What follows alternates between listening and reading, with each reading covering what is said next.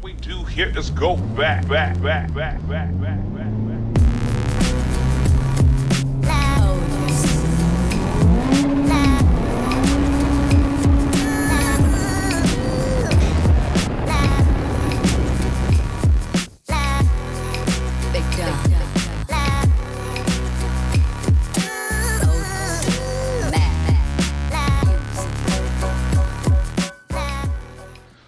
What's up, guys? Welcome back. So pretty much in this video, guys, I'm going to be doing nothing but talking. If you guys are down to watch it to the end, I appreciate the support. And if you guys don't, because I talk too much, see you later.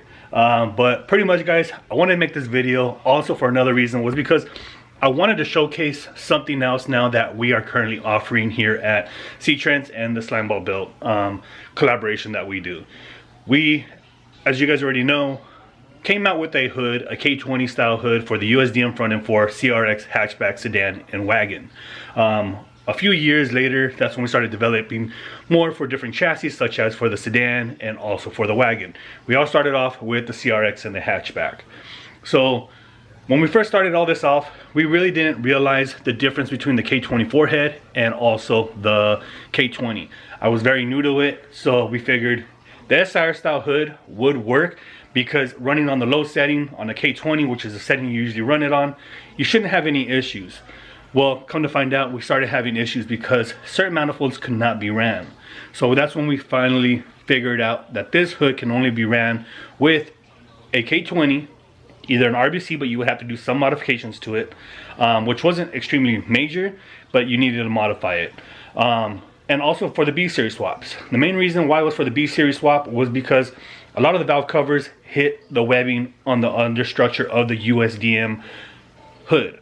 So if you guys are not aware, the USDM hood on the sides stick up higher than the lower center portion of the hood on a USDM.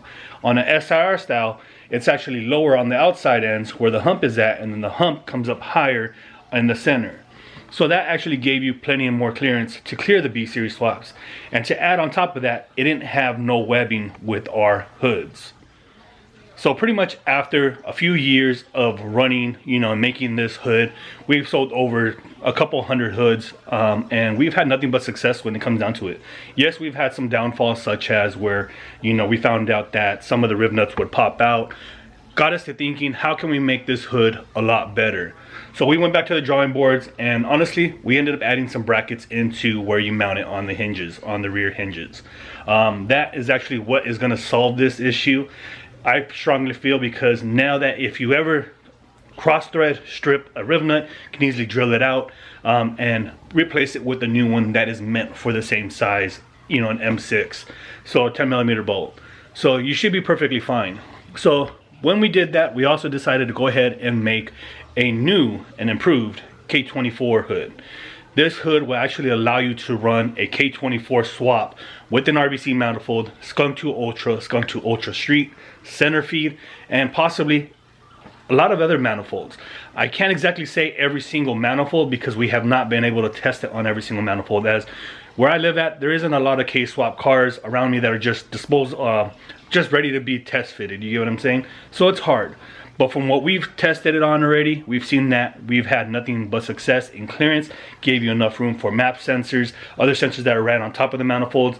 So you should have the clearance that you really need to be able to run these. So pretty much, guys, let me go ahead and show you guys the new and improved K24 SIR style hood for CRX and hatchback only. We do not offer it for the wagon or sedan, unfortunately, as the demand is just not there. And so that is the reason why we only decided to go ahead and make the K24 for CRX and hatchback. So let me go ahead and show you guys real quick. So hood number one right here, this is actually the very first hood that we decided to come out with. And this was the K20 B series swap hood that allows you to run the Accord style manifolds that lean downwards and other manifolds that lean downwards. You can still run the RBC manifolds with the K20 on the low setting, but you would have to do the modification of cutting this section out here so that way it had enough room for the manifold to sit inside of it. So that way nobody would have to do that anymore. We decided to go ahead and come out with a new K24 hood. This hood is a lot higher, in the center of the hood, along with the framing of the undersection being thinner, and I'll go ahead and show you guys that after. But you guys can clearly see the difference, and let me know if you guys can see it. Here you can see where the indentation starts, so that way we can get more of a raised center. It has been raised maybe about 3/4 of an inch to a little bit more than an inch on going all the way to the back to where it flows evenly.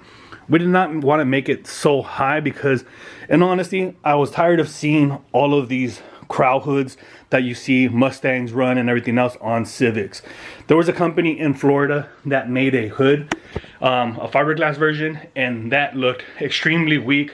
I get it, it was weight saving because it was made out of fiberglass, but you can literally see through that, and I don't know who in their right minds would want to have that kind of hood on their car, and fitment was absolutely trash. I'm not trying to talk down on the company, but when we try to make something, try to make it to the best of your ability, because again, mistakes will happen, but given that kind of quality of a hood as a representation of the company that you run, for me, it's a no-go, and I would never do that. So also, the K20, as you guys already seen on the hood, is where the slope on the center is actually a lot less than what it is on the K24. So again, K24, you can actually run on the high setting. That way you don't have to run on the low setting, so you can save your guys' oil pan. A lot of people were running a K24 on the low setting, and that was something that we just try to steer away from because, again, number one, you have a lot of advantages of the K24. Height setting on your motor mounts, you save your oil pan. Number two is that you can actually run an RBC manifold, a Skunk 2 Ultra, and so on and so forth. There's other billet ones we are not aware of, if you can run it or not. It would just have to be after testing and people running it. We have made a few of these already in fiberglass, and thank God, honestly, a lot of them are in Canada. We're trying to expand and get these hoods out to every pretty much country that we possibly can, and this was our first run of actually shipping to Canada, and I gotta say, it was an actual success. So one thing I also want to address, since we're at it now, I wanted to go ahead and show you guys what I was talking about as far as the brackets. So here, back then, it was just the riv nuts on top of the fiberglass, which is basically how every single hood manufacturer was running it. You put a riv nut to the fiberglass, and basically you would just wish and hope that for the best of the hood and last, right? You put some panel bond on the bottom of it so that way it secures it. But unfortunately, riv nuts do get stripped, do get cross-threaded after putting it on. You know, so many times of just being in a hurry, some people can actually strip it and mess it up.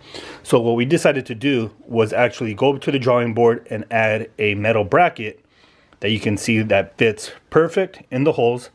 Basically, it comes with holes to add some rivets so that you lock it onto the fiberglass. And what we ended up doing was adding a panel bond underneath the bracket so it'll actually adhere it, and also add the rivets to lock it in. And also, for the third prevention measure, we ended up adding a fiberglass strand on the back of it, reinforcing it with fiberglass and resin so that way it would lock it onto the back of the fiberglass.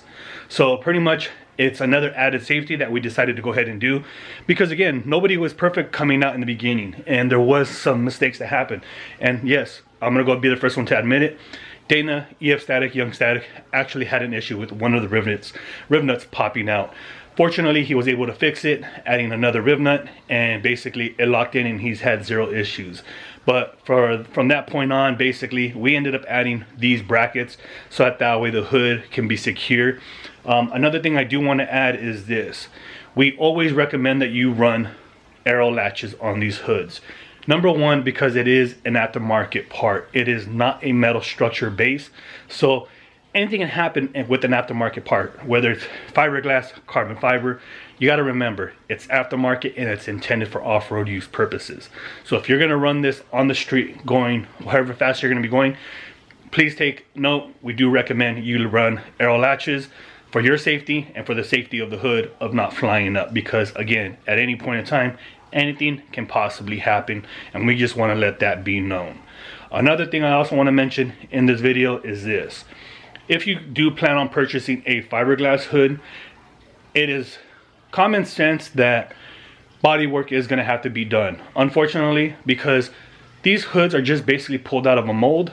They have primer on them, and they're ready just to go ahead and send to the body shop, or you can run it the way it is.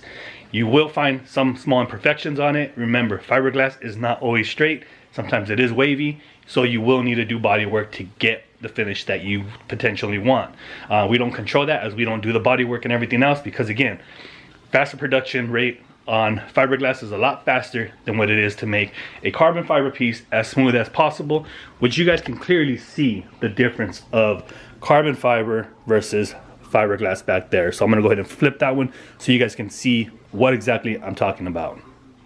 So before we flip the fiberglass one over, I wanted to show you guys the bottom structure of what I was talking about, the difference between the K20 and the K24. So going back to the K21, you can see the frame is pretty bulky. If I were to stretch my hand out, it's pretty big. So here also, you can see it is pretty big, the frame wise of the K20. So when we went back to the drawing board, we decided to go ahead and change things up for the K24.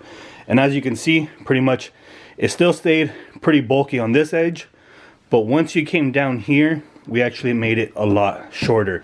It still has the full structure on it, integrity, so that way you don't have to actually cut the section here to fit an RBC, a Skunk 2 Ultra, a Skunk 2 Street, so that way you had the clearance that you need to get that motor swap to fit under this hood.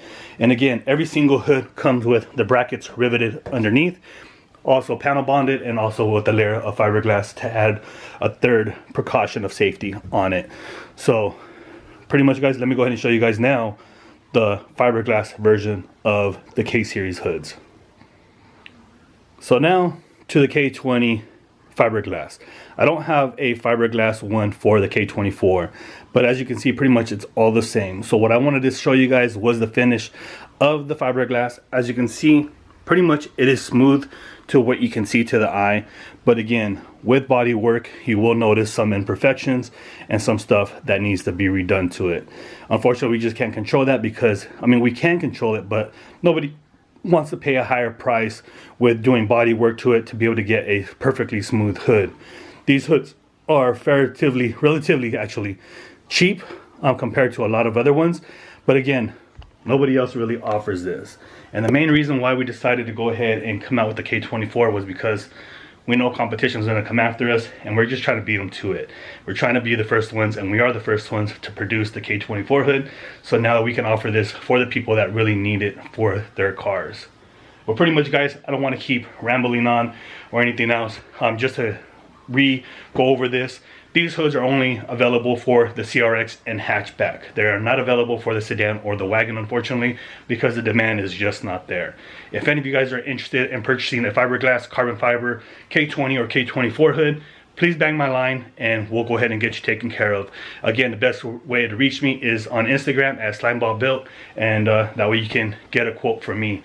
Prices do vary from the K24 and the K20, so get with me on that, and I'll probably just give you guys a deal so that we can continue making moves and grow bigger as a small little company. But with that being said, guys, hopefully you guys enjoy the video, and hopefully you guys get a better understanding of the K24 and the K20 hood that we offer, and we'll see you guys later back on the build.